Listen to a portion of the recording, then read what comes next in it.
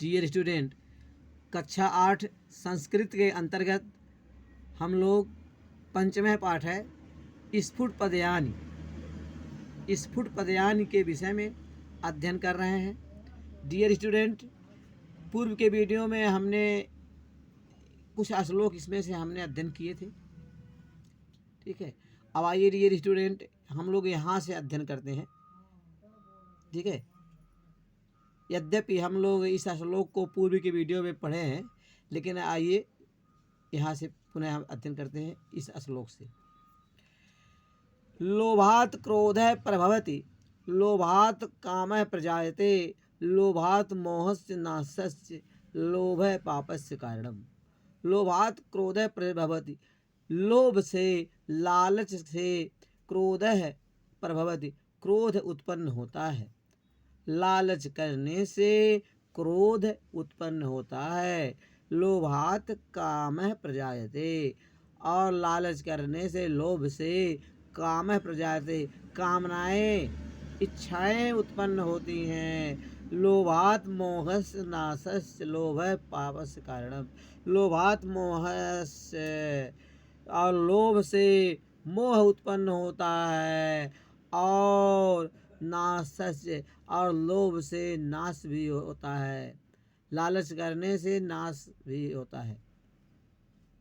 लालच करने से मोह उत्पन्न होता है, और लालच करने से व्यक्ति का नाश भी होता है। लोभ है पापस्य कारणम, लोभ पाप का कारण है। लोभ है, लालच सभी पापों का कारण है। अब देखिए डियर स्टूडेंट, यहाँ से पढ़िए। बदनम प्रसाद सदनम, सदयम हृदयम सुधा मुचो वाचय, कर्णम परोपकरणम, येषाम केषाम न ते वंद्या। बदनम प्रसाद सदनम, जिसका मुख प्रसाद सदनम, प्रसन्नता का घर है। ठीक है, अर्थात जो व्यक्ति हमेशा प्रसन्न रहता है। बदनम प्रसाद सदनम, जिसका बदन मुख प्रसाद सदनम, प्रसन्नता का सदन है, घर है। सदयम हृदयम सुधो मुचो वाचय, और जो सदयम हृदयम, जो दयालु हृदय का है। ठीक है, सुधा मुझो वाचय, और अमृत वाणी बोलने वाला है, मीठा बोलने वाला है।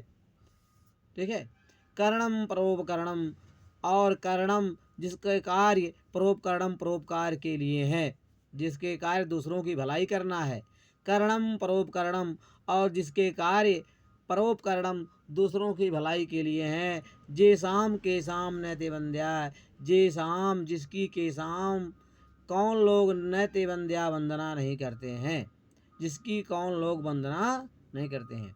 तो बदनम प्रसाद सदनम, सदयम हृदयम सुधा मुचो वाचय, जिस व्यक्ति का बदनम मतलब मुख प्रसाद सदनम, प्रसन्नता का घर है। अर्थात जो व्यक्ति दुख सुख में हमेशा प्रसन्न दिखता है, प्रसन्न रहता है।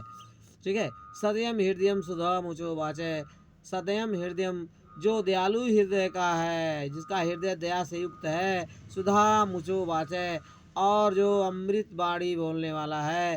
कर्णम परोपकरणम, जिसके कार्य परोपकरणम, परोपकार के लिए हैं, जिसके कार्य दूसरों की भलाई करना है। जे शाम के शाम न ते बंध्या, जिसकी के सामने ते बंध्या, जिसकी कौन लोग वंदना नहीं करते हैं।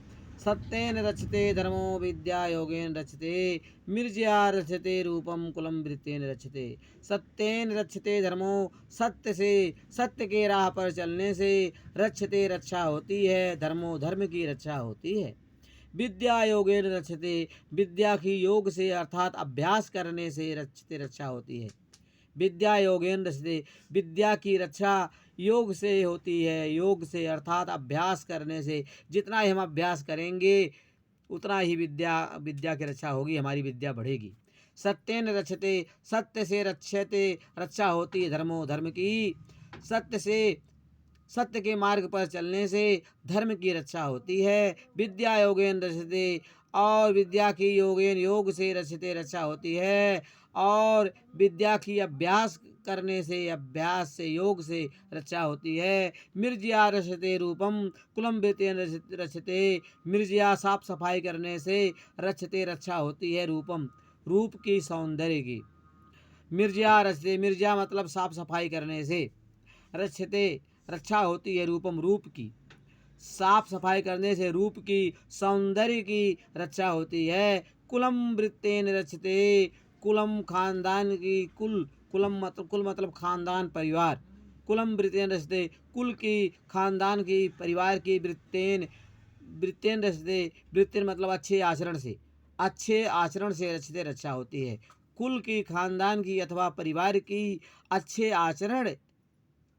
आचरण के द्वारा रक्षा होती है।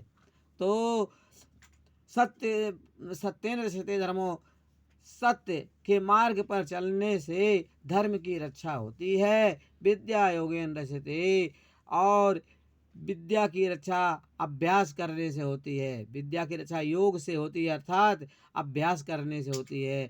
मिर्जा रचते रूपम, और मिर्जा रचते रूपम, साफ सफाई करने से, साफ सफाई के द्वारा रूप की रक्षा होती है, सौंदर्य की रक्षा होती है। कुलम वृत्तेन रचते, और कुल मतलब खानदान परिवार, और कुल की, परिवार की अर्थात खानदान की रक्षा चरित्र, अच्छे चरित्र से, अच्छे आचरण से होती है।